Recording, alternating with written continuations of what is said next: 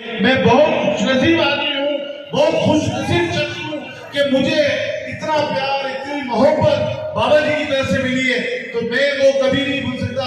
वो दिन 2018 से लेके आज तक मैं तहरीक-ए-लब्बैक के लिए वर्क कर रहा हूँ, काम कर रहा हूँ, एक छोटा सा नुमाइंदा होकर एक वर्क कर रहा हूँ।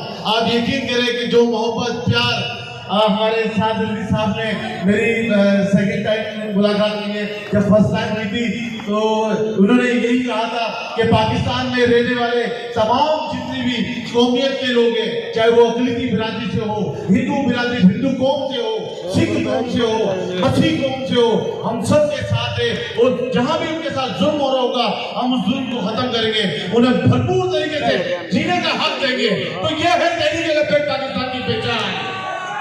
लब्बैक लब्बैक लब्बैक लब्बैक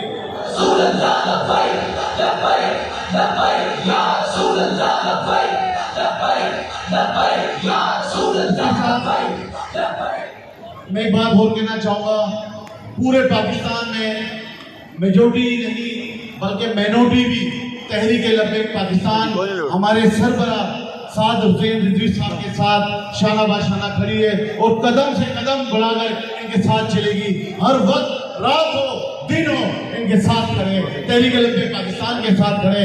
मैं दोनों हाथों से सलूट पेश करता हूँ। कराची से 22 तारीख से निकली है ये रैली, बचाओ पाकिस्तान, सिर्फ पाकिस्तानी कौम के लिए ये आवाज लगाई है। आज तक पूरे 1947 से लेकर अब तक किसी शख्स ने आवाम के लिए आवाज नहीं लगाई। महंगाई बढ़ती जा रही है, पेट्रोल महंगा होता जा रहा है, लोग खुदकुशियां कर रहे हैं, मजबूर हो चुके हैं। लेकिन आज हमारी आखिरी किरण है तो साद हुसैन रिजवी साहब है, हमारी आखिरी किरण, हमारी आखिरी उम्मीद पाकिस्तान के अंदर कोई है।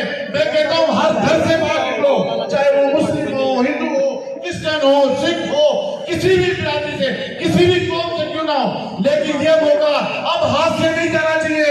इलेक्शन में सिर्फ तहरीक-ए-लब्बैक नजर आनी चाहिए, भरपूर तरीके से।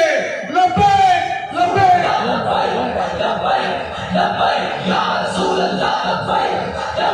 पाकिस्तान में रहने वाली तमाम कौमियत जितने भी तहरीक-ए-लब्बैक के झंडे के नीचे खड़े हो जाए, सब झंडे के नीचे खड़े हो जाए।